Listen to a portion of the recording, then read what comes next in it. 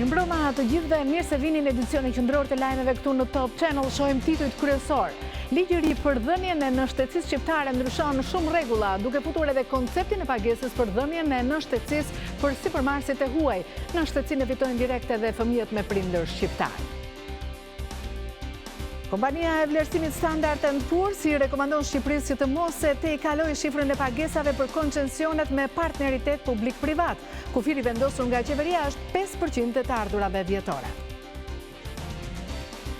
Një emigrant nga Durrësi thotë se do të ankohet në organet e vetingut dhe spak sapo kjo njësi të krijohet për gjyqtarët e prokurorët e Durrësit, të cilët e kanë zbaritur për 12 vite konfliktin e tij për një shtëpi të blerë me shumë mund. Prodhuesit e mjallit në gjithë Shqipërinë janë në momentin e vjeljes dhe ata i sugjerojnë konsumatorëve që të bëjnë kujdes dhe mos mashtrohen nga falsifikime. Top Channel do t'ju tregoj sot disa prova të thjeshta që ju mbrohen nga mashtrimi.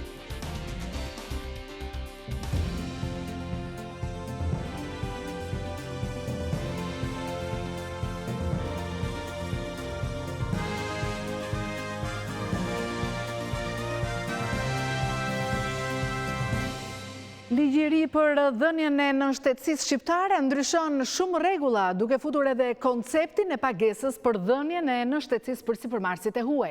Nënshtetësinë e fitojnë direkt edhe fëmijët me prindër shqiptar.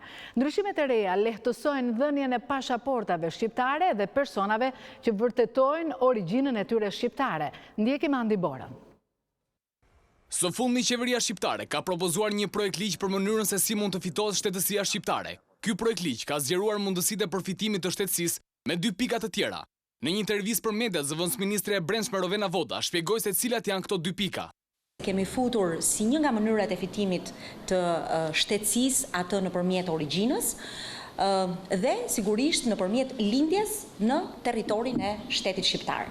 Ky projekt ligj po ashtu shfuqinzon vendimin e qeverisë në vitin 2013, i cili ndalonte qytetarët e Kosovës të aplikonin për shtetësi shqiptare. Ne kemi raste, ka shtetas nga Kosova, nga Maqedonia e Veriut, nga Malezi, po ka shqiptarë edhe nga Siria në fakt, dhe ata sigurisht kanë të gjithë të drejtën të aplikojnë dhe të fitojnë shtetësinë shqiptare. Tashmë fëmijët që lindin jashtë Shqipërisë, por që të 2 prindërit i kanë me shtetësi shqiptare, e fitojnë automatikisht këtë të fundit. Çdo fëmijë i lindur nga prindër shqiptar, pra duke ruajtur sigurisht standardin kushtetues, fiton automatikisht shtetësinë shqiptare, pra konsiderohet shtetas shqiptar dhe kjo drejt nuk i parashkruhet edhe nëse ka mbushur moshën 18 vjeç. Risia në këtë projekt ligj është që vendi ynë do të jap shtetësi shqiptare dhe për investitorët e huaj, të cilët kundrejt një shume që pritet të jetë e lartë, por që ende nuk është përcaktuar, do të mund të marrin pasaportë shqiptare. Sipas zëvendësministres Voda, kjo do të bëhet për qëllime ekonomike të vendit tonë, duke shmangur dyshimet që mund të lidhen me aktivitetet të jashtëligjshme të atyre që do të marrin shtetësinë shqiptare. Ne do të jemi shumë të kujdesshëm në mënyrën se si do të vlerësohen këto programe ekonomike të këtyre investitorëve, të bëjmë përmirësime në drejtime dhe të standardit, pra të mos lejojmë absolutisht apo të vëmë dyshime për raste të pastrimit parave e tjerë. Kompania e vlerësimit Standard & Poor's i rekomandon Shqipërisë që të mos e tejkalojë shifrën e pagesave për koncesionet me partneritet publik-privat. Kufiri vendosur nga qeveria është 5% e të ardhurave vjetore. Giganti botror i financave Standard & Poor's paralajmëron se pagesat e qeverisë shqiptare për koncesionet mund të dalin jashtë kufirit ligjor, duke lëkundur financat e shtetit. Në raportin e fundit të vlerësimit për financat publike të Shqipërisë, Standard & Poor's paralajmëron se mungesa e një institucioni që të mbajnë në kontroll PPP-t e bën të pamundur kufizimin e riskjeve që mund të vijnë nga këto kontrata. Qeveria ka vendosur një kufi prej 5% të ardhurave buxhetore për pagesat e PPP-ve. Megjithatë, ky rregull rrezikon të thyet duke pasur parasysh se PPP-t mund të kontraktohen në nivele të ndryshme të qeverisjes dhe aktualisht nuk ka asnjë trup që mbikëqyr dhe ka autoritet të plot mbi procesin. Standard & Poor's vendosi të mbajë të pandryshuar notën për borxhin publik për Shqipërinë në B+, me perspektivë të qëndrueshme, por agjencia prestigjioze vëren se riskjet për financat publike janë rritur, veç kontratave të partneritetit publik-privat. Standard & Poor's thotë se një tjetër risk për financat e shtetit është edhe kriza e zgjatur e kreditimit. Ekspertët e Standard & Poor's paralajmërojnë se ngërçi i gjatë i kredisë mund të dëmtojë transmetimin e politikës monetare të Bankës së Shqipërisë dhe aftësinë e saj për të nxitur ekonominë. Madje sipas tyre, nëse vërtetohet se politikat e bankës do të jenë të paefektshme, për të ndikuar ekonominë, atëherë kjo mund të çojë edhe në përkeqësimin e notës së financave publike për Shqipërinë. Pavarësisht rreziqeve në rritje, ekspertët e Standard & Poor's parashikojnë se ekonomia shqiptare do të vazhdojë të zgjerohet. Sipas tyre, për vitin aktual, rritja ekonomike pritet të jetë 3.5%, ndërsa për periudhën 2020-2022 ajo parashikohet të shkojë në 3.7%.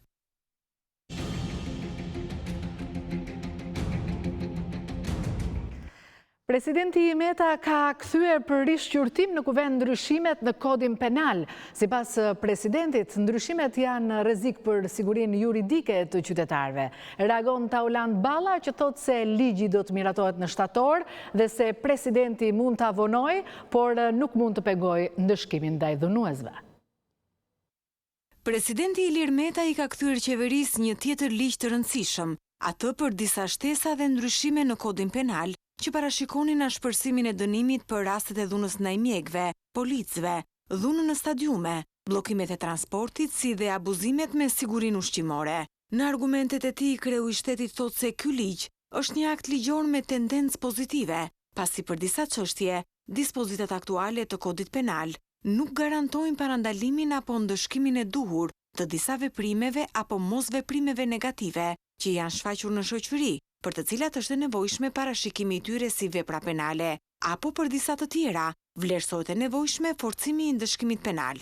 Por sipas Metës, në kushtet ku ndodhet vendi, pa gjykatë të lartë dhe gjykatë kushtetuese funksionale, i takon kuvendit të Shqipërisë që të tregojë kujdesin maksimal gjatë hartimit dhe miratimit të dispozitave të reja në kodin penal.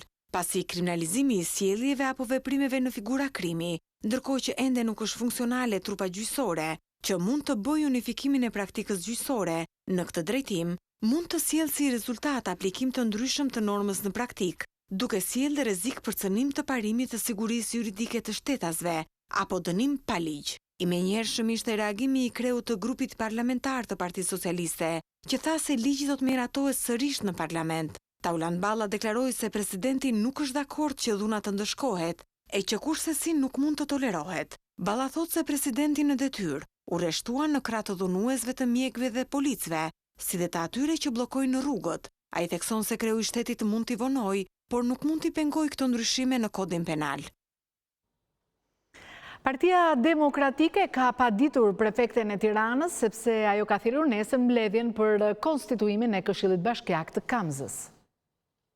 Partia Demokratike i kallëzoi penalisht prefekten e Tiranës Suzana Jahollari për shpërdorim detyre.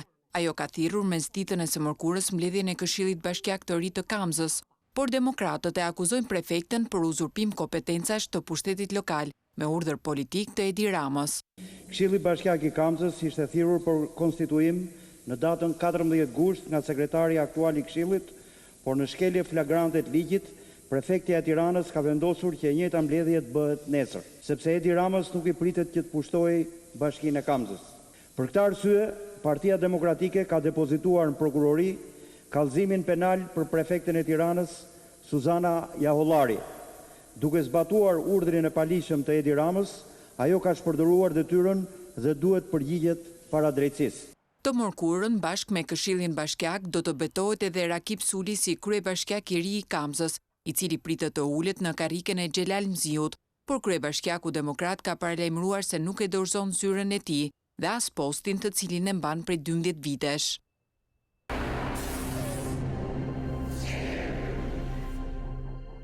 Një emigrant nga Durrësi thotë se do të ankohet në organet e vettingut dhe spak sapo kjo njësi të krijohet për gjyqtarët e prokurorët e Durrësit, të cilët e kanë zbaritur për 12 vite konfliktin e tij për një shtëpi të blerë me shumë mund.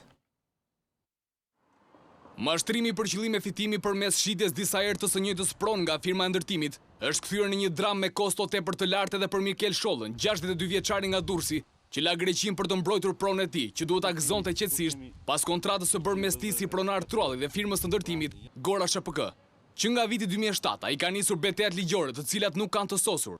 E njëjta gjykatë që i njeh në vitin 2013 të drejtën e pronësisë bazuar mbi kontratën e sipërmarrjes, 2 vjet më vonë ja heq me një tjetër vendim dhe në padjeni të tij, duke rikthyer në kalvarin e seancave gjyqësore dhe përballjeve me përmbarimorët. Një nga blerësit, masi unë nda paqësisht me mu, mori plaçkat, qëndrojmë bashkë, unë nda paqësisht, firmosi dhe dorëzimin e objektit, pa prezantime, sepse unë jetoj në Greqi, dhe kërkon posedimin e shtëpisë. Dhe Mimoza Margjeka, në mungesën time, fillon procesin gjyqësor, e përfundon me shpallje, jep urdhën e formës prerë, njëkohësisht më sjell dhe zyrën përmbajtësore. Unë në momentin që ka zyrë përmbajtësore në shtëpi, që më kanë njoftuar komshia, aty unë kam marrë vesh se çfarë po bonte se çfarë ka ndodhur në Durrës. Në çdo rast që drejtoi gjykatës për pezullim të ekzekutimit të vendimit gjyqësor, shorti i binte paradoksalisht me të njëjtën gjyqtare që e kishte dhënë vendimin, pavarësisht kërkesave të tij për përjashtim të saj. Edhe prokuroria, së cilës i është drejtuar për të hetuar mbi rastin flagrant të tij, ka heshtur. Deri tash nuk më ka thërritur asnjëherë. Kam shkuar te krimet e rënda në Tiranë, kam shkuar atje, bëra një kallëzim, më thanë shko ktheu prokurorisë. Dhe thuj prokurorisë që pse nuk ke nisë të procedurë. Bëj prap kërkesë për pezullim veprimi përmbajtësor dhe shorti sot më dha prap Mimoza Margjeka. Kur mora vesh me datë 31 që Mimoza Margjeka më ra prap shorti, atëherë këtu thash ka shkelje dhe këtu do të ketë korrupsion se s'bon. As greva uris që ndërmori pak ditë më parë, nuk ja vleti. Ai kuptoi se askush nuk interesoi për fatin e tij dhe vendosjen e drejtësisë. Këtë të martë, sërish gjykata e Durrësit ja rrëzoi kërkesën, duke i hequr plotësisht besimin te gjyqësori, por ende jo te vettingu e Spaku. Nuk e pranoj kërkesën për time për pezullimin e veprimit përmbajtësor. Atë shtëpi më sot po më merr vetëm sepse kjo godin këtu mbrapa që unë po flas është e korruptuar. Jam i detyruar të pres Spaku, uroj që të ndërtohet sa më shpejt, që Shqipëria të shpëtojë nga kangrenë e madhe që po shkatërron si ekonominë tonë, ashtu edhe njerëzimin. Po na çon në vetvrasje, po na dërgon në luftë civile me njëri tjetrin. Besimi tek efektet e vettingut dhe Spak janë e vetmja shpresë e qytetarëve për rivendosjen e drejtësisë në vend. Ambasada Amerikane në Tiranë ka nisur një javë dedikuar reformës në drejtësi. Në një video të publikuar në rrjetet sociale shpjegohet se si do të ndryshojë sistemi i drejtësisë me zbatimin e reformës. Ambasada thotë se gjithçka nisi me nivelin e jashtëzakonshëm të korrupsionit në gjykatat dhe prokurorisë shqiptare dhe nevojën për t'i pastruar ato nga korrupsioni me anë të vettingut. E më pas me krijimin e strukturave të posaçme si SPAK, gjykatat speciale apo byroja kombëtare e hetimit për të goditur krimin e organizuar dhe korrupsionin në Shqipëri. Çfarë është rivlerësimi? Ambasada Amerikane në Shqipëri shpjegon përmes një videoje informuese se pse është i rëndësishëm vettingu dhe si do të ndryshojë sistemi shqiptar përmes këtij procesi. Transparency International raportonte se shumë qytetar shihnin gjykatat dhe prokurorët si institucionin më të korruptuar në Shqipëri. Njerëzit dinin që gjyqtarët merrnin rishfet dhe qytetarët nuk i besonin gjykatat. Në faqen zyrtare në Facebook, ambasada shkruan se një javë më parë publikuan një video për zbatimin e reformës në drejtësi, ndërsa këtë javë ambasada do të përqendrohet te procesi i vettingut. Madje në statusin e saj, ambasada amerikane në Tiranë shtron edhe disa pyetje se pse është i rëndësishëm vettingu dhe pse reforma në drejtësi vendosi një proces rivlerësimi për gjykatësit dhe prokurorët dhe se si do të ndryshojë kjo sistemin shqiptar të drejtësisë. Nuk ka qenë një proces i lehtë, por eliminimi i korrupsionit dhe rindërtimi i besimit nuk janë të lehtë.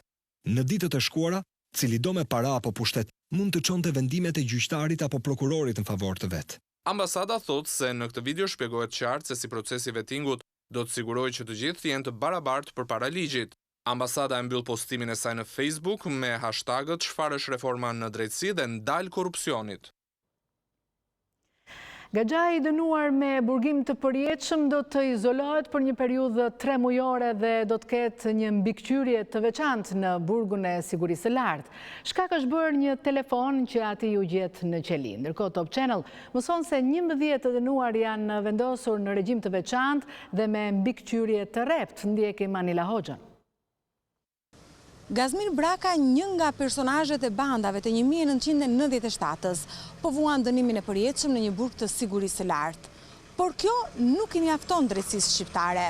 Drejtoria e përgjithshme e burgjeve ishte drejtuar me një kërkesë pa digj gjykatës së Elbasanit, ku dhe kërkon superburgosjen e Gaxhait në një burg me mbikëqyrje të veçantë për një afat 3 mujor.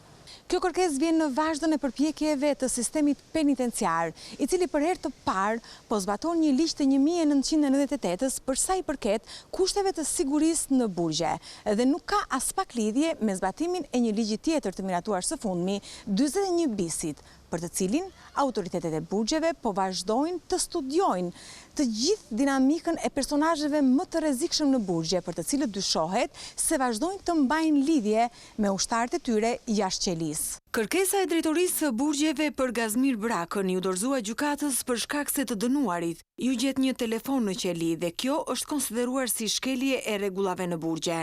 Por deri më tani, sipas vendimeve të shpallura nga gjykatat në rrethe, me kërkesë të burgjeve janë vendosur në regjim të veçantë dhe me mbikëqyrje të rrept 11 të dënuar. Siç thot një burim i sigurt i Top Channel, njëri prej tyre ka tentuar të arratiset, 6 të tjerë janë rebeluar ndaj policisë në burgun e Drenovës, ndërsa një i paraburgosur është përpjekur të arratiset nga salla e gjykatës së rrethit gjyqësor Mat. Burgu brenda burgut është një regjim i posaçëm i përkohshëm që minimizon takimet me të dënuarin ku atij lejohet vetëm takimi me prindrit dhe bashkëshorten. Mbikëqyrja gjatë këtij regjimi të veçantë përfshin edhe reduktimin e daljes në ajrosje, si dhe shmangjen e kontakteve me të dënuarit e tjerë. Ndërkohë pritet që në Vjesht, në 2 burgje, përkatësisht tek paraburgimi 313 dhe në Peqin, të aplikohet edhe regjimi i rrept 41 bis, i cili do të ketë efekt ndaj të dyshuarve të arrestuar si pjesë e krimit organizuar.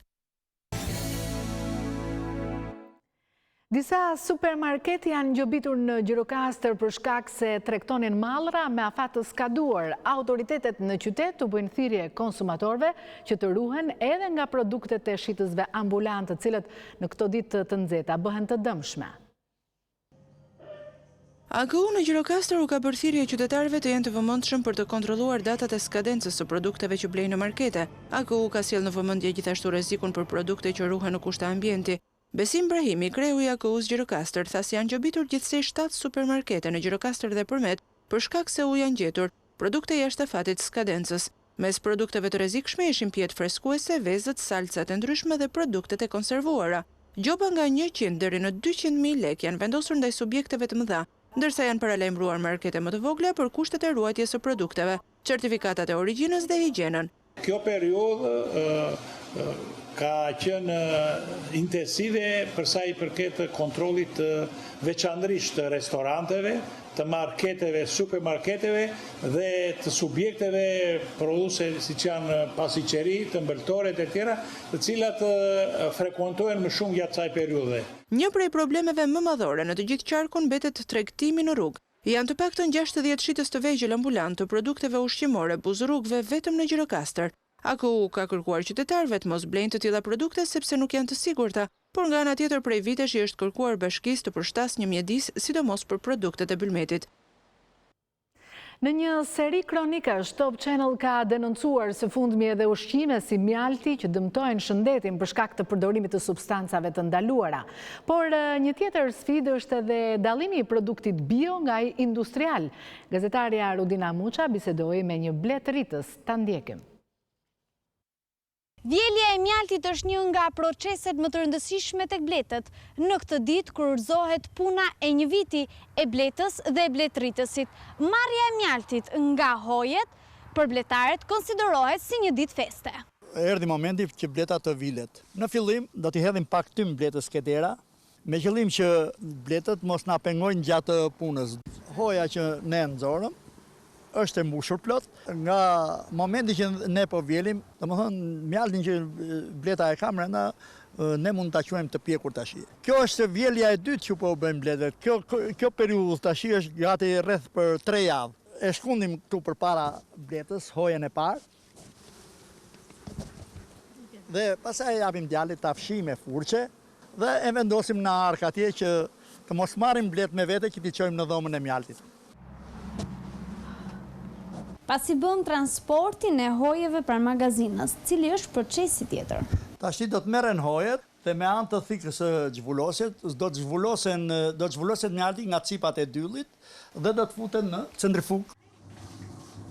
1 kilogram mjalt natyral të blerë tek bletëritësit kushton nga 1.200 deri në 1.400 lekë, ndërsa në supermarket një kavanoz me 320 gram mjalt kushton vetëm 90 lekë, ndërsa kilogrami afërsisht kap çmimin e 400 lekëve të reja. Kjo diferencë çmimi ngre shumë pikpyetje për cilësinë e mjaltit. Zoti Spaho, si të dallojmë mjaltin cilësor nga i falsifikuar, pasi jo të gjithë kemi mundësi të bëjmë analiza laboratorike. Prova 1. Marrim mjaltin dhe e hedhim në një gotë ujë dhe do të shikojmë nëse mjalti do të shkojë pa shkëputje dhe do të mblidhet në fund të gotës ujit, pa u shkrirë në ujë, mendojmë që mjalti është natyral. Nëse mjalti gjatë kohës që ne e hedhim në gotën e ujit fillon dhe përhapet në gotë, do të thotë që mjalti nuk është i prodhuar nga bleta, është prodhuar në mënyrë industriale. Prova 2. Një kunjë shkrepse dhe e lyejmë te koka me pak mjalt. Dhe do të shikojmë nëse neve shkrepsja do të na ndizet, do të thotë që mjalti është natyral. Atëherë bëjmë provën.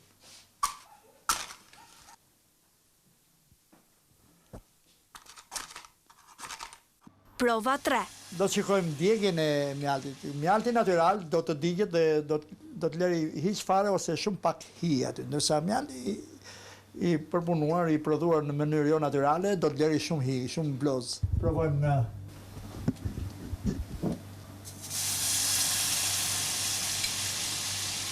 Këtu kemi djegje.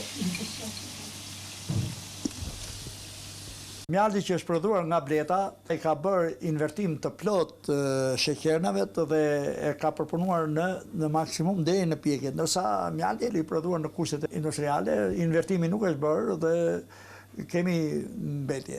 Nëse një blete i duhet 1 vit punë për të realizuar 1 kilogram mjalt, duke shëtitur në lëndina me lule, 1 kilogram mjalt brenda një fabrike realizohet në pak kohë, por kërkon investim në teknologji. Duke kursyer kohën, humbim cilësinë dhe konsumatorët shqiptar përballet me mashtrimin. Për Top Channel, Rudina Muça. Policia sot sërish ka penguar pronarët e guroreve që t'i sulen malit të Tomorit. Një post blok i ngritur në rrugë nuk lejon asnjë kamion. Policia nuk po i lejon ende firmat e nxjerrjes së gurit që të vazhdojnë punën në malin e Tomorit për të dytën ditë me radhë punëtorëve, nuk u është hapur rruga. Pronarët e firmave dhe përfaqësuesi ligjor i shoqatës së tyre kanë kërkuar fillimin e menjëhershëm të punës në këtë zonë pasi sipas tyre çdo pengesë që po bëhet nga policia është e jashtëligjshme. Drejtori i drejtorisë së zonave të mbrojtura Fatos Nako thotë se është në dieni të vendimit të gjykatës administrative, por nuk ka marrë asnjë informacion zyrtar nga Agjencia Kombëtare e Zonave të Mbrojtura dhe nga Ministria e Mjedisit. Nëse ne do vjen konfirmim nga ana e këtyre organeve, atëherë ne do të bëjmë gjitha veprimet nga ana jonë për heqjen e kësaj sipërfaqe nga zonat e mbrojtura dhe nuk do ta trajtojmë më si zonë e mbrojtur. Qytetarët e Beratit po hartojnë një peticion me firma kundër vendimit.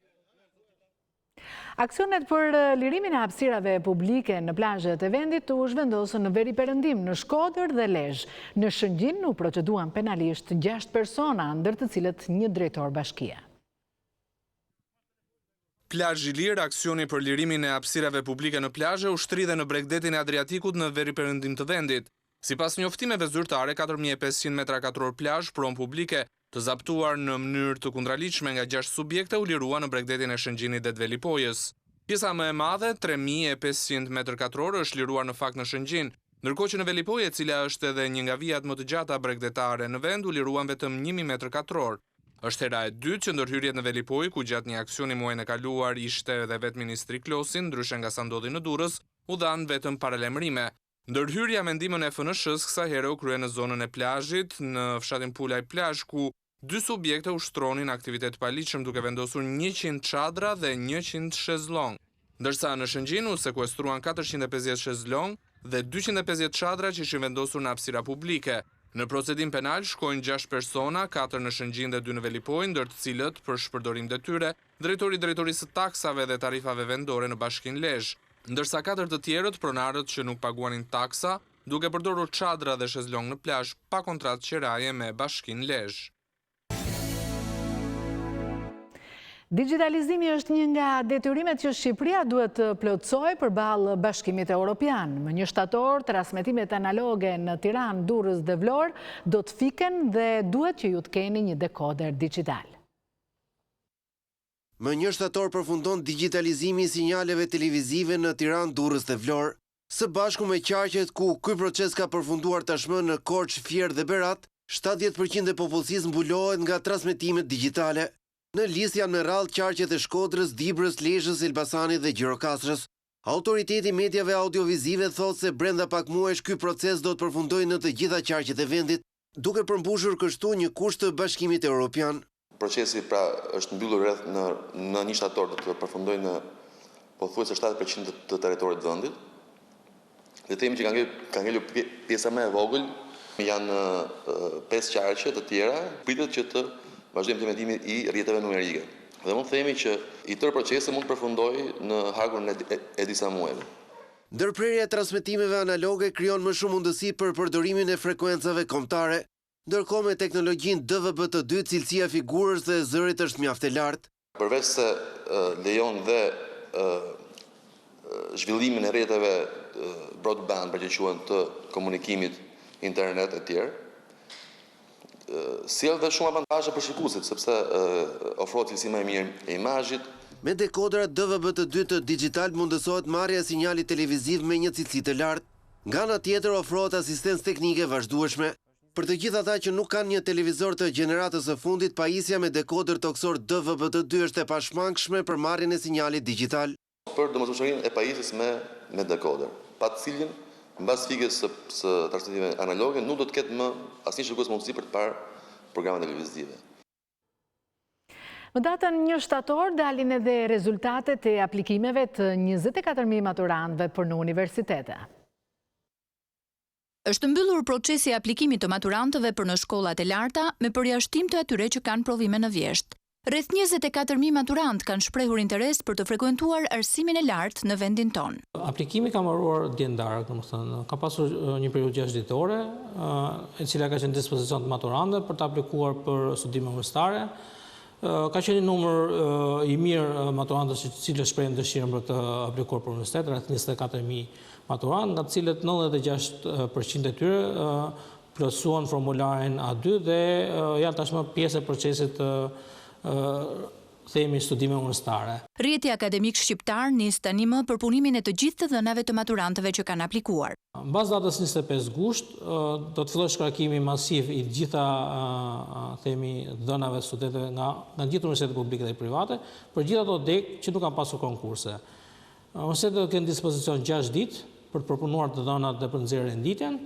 Dhe me përfundimin e procesit të kalkulimit të themi rezultateve dhe nxjerrjes së renditjes përfundimtare për çdo program studimi, këta ringarkohen në sistem dhe të dhënat dhe publike në datën 1 shtator. Rezultatet e maturantëve do të shpallen në datën 1 shtator dhe në datën 2 nis regjistrimi i tyre sipas degëve që kanë fituar nëpër universitete. Vetëm me ID-n e maturës, pa nevojë logimi, mund të shikojë renditjen e tij për çdo preferencë që ka shprehur për të studiuar. Procesi i regjistrimi fillon me datën 2 shtator mëngjes dhe do vijojë me etapat e tij, themi me 40 orëshe, ku maturanti ndërmjet ngjyrave indikative i jeshilës, kuqes dhe të verdhës do të vijojë regjistrimin. Ndërsa maturantët që duan të studiojnë në arkitekturë, arte apo sporte duhet të tregojnë vëmendje për të njohur me datat e konkurseve që do të shpallin këto universitete. Vdisht në moshën 88 vjeçare, shkrimtarja e njohur amerikane Toni Morrison, fituese e çmimit Nobel të letërsisë. Zonja Morrison, e cila ishte profesore në Universitetin Princeton, është sidomos e njohur për romanin Beloved, votuar në vitin 1988, për të cilin fitoi çmimin Pulitzer dhe çmimin e librit amerikan. Romani u përshtat në filmin me të njëjtin emër 10 vjet më vonë. Në vitin 1993, Toni Morrison fitoi çmimin Nobel në letërsi. Ajo është nderuar me shumë çmime dhe medalje të tjera prestigjioze.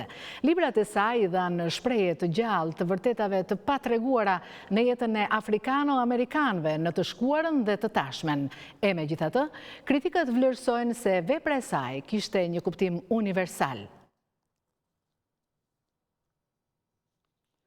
Në njoftimin e vitit 1993, Komiteti i Çmimit Nobel vinte në dukje se Toni Morrison me romanet e saj të karakterizuara nga forcë vizionare dhe peshë poetike i dha jetë një aspekti thelbësor të jetës amerikane. Në vitin 2012, zonjës Morrison ju akordua medalja presidenciale e lirisë nga presidenti Barack Obama, nderimi më i lartë civil në Shtetet e Bashkuara të Amerikës.